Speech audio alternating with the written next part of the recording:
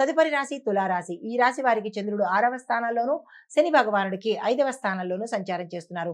ఫలితాలు ఉద్యోగంలో గుర్తింపు, ప్యాకేజీ పెరగడము, స్థానచలనాలు కనిపిస్తున్నాయి.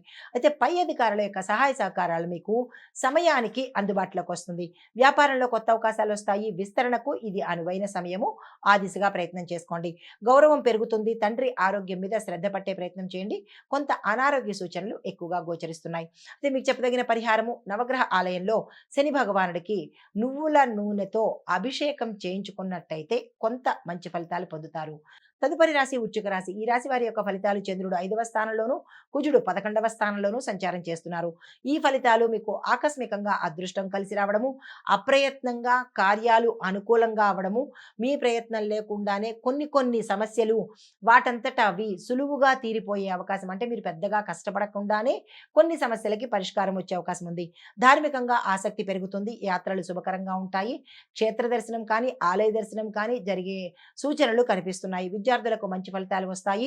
దీంతో పాటు పెద్దల యొక్క ఆశీర్వాదము ఈరోజు మీరు ఎక్కడికి వెళ్ళినా తీసుకుని ఇంటి నుంచి బయటకు వెళ్ళినట్టయితే కనుక సానుకూలంగా ఉండే అవకాశం కనబడుతోంది. మీకు చెప్పదగిన పరిహారము, సుబ్రహ్మణ్యేశ్వర స్వామి వారి ఆలయ దర్శనం చేసుకుని అక్కడ మీ పేరిట అభిషేకం కానీ, పూజ కానీ చేయించుకున్నట్టయితే కనుక మంచి ఫలితాలు పొందుతారు.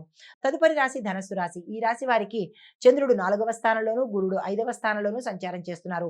ఈ ఫలితాలు అనుకోని మార్పులు గమనించవచ్చు.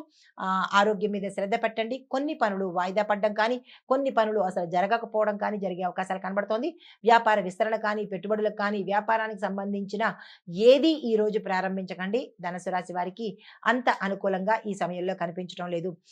తర్వాత కొన్ని ఇబ్బందులైతే మీరున్న స్థానంలో ఎదుర్కోబోతున్నారు. వాటిని సామరస్యంగా ఎదుర్కొనే ప్రయత్నం చేయండి. మీలో అసహనము, అశాంతి, అలజడి ఎక్కువగా కనిపిస్తోంది. ఆరోగ్యం పట్ల జాగ్రత్తలు తీసుకోండి.